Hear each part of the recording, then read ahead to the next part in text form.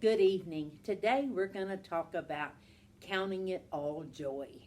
How many times as a kid or a teenager do you remember getting in trouble and just jumping up and down that you were so excited that you were going to get a spanking or that you were going to get grounded or that you weren't going to be able to go out with your friends or talk on your phone, that you were just so excited that you were going to lose all of those privileges? Yet in life, that's what we are called to do. We are called to count it all joy.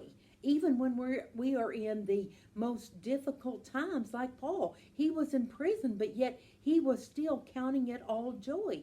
Because so many times when we are in those valleys is when God is showing us how to dig deep and to gain tools that we did not have, that we are going to get if we will just stick to it and we won't constantly be complaining and griping and saying, can you just get me out of this valley? It's too hard. I don't want to do it.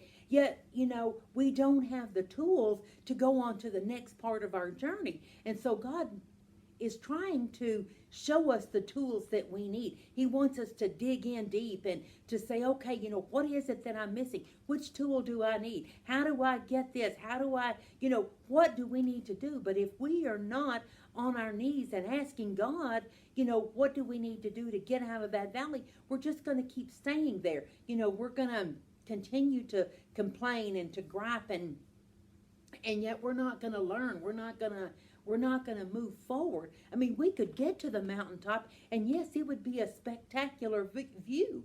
But what if we got to the mountaintop and we had a tent and we had food and we had water and we had binoculars? Would that mountaintop experience be so much better than just getting to the mountaintop without any of those tools? And that's all God's trying to do, is just prepare us for the next part of our journey, to give us the tools that we need in order to survive the next part of the journey, to have the tools to use to help those that he's going to bring across our path, that he knows exactly what they need and how we can help them. But yet he wants to give us what we need so that we can be successful in trying to help them.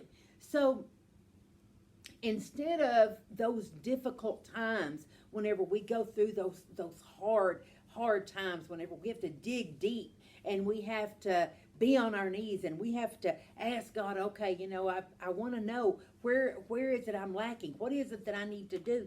That, you would be open and you would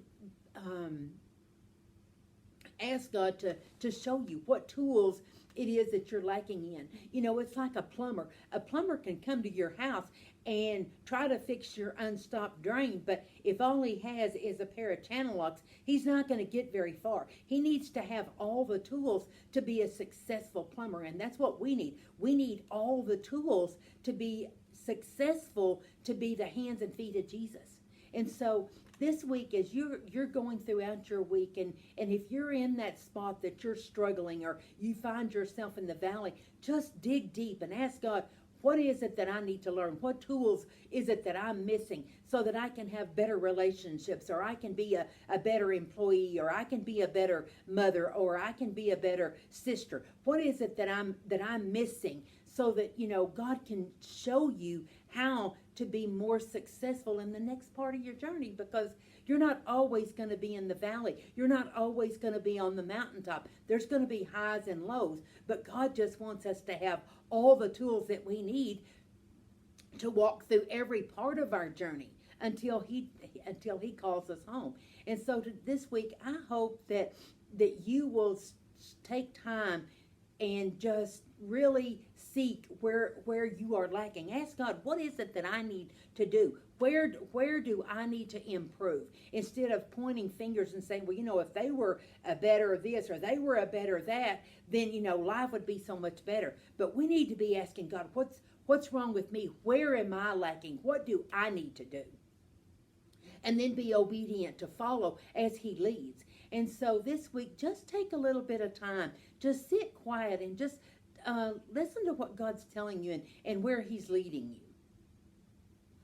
And I hope that that you will see some areas that you can improve on, some areas that you are excelling at. It's not about just seeing where we're wrong or any of that kind of stuff. It's just about learning and gaining the tools to be the best um, godly woman or godly man that God created you to be. That's all we're asked, is just to be all that God created us to be. And so today, I hope that this message has helped you, and I hope it's been a blessing to you.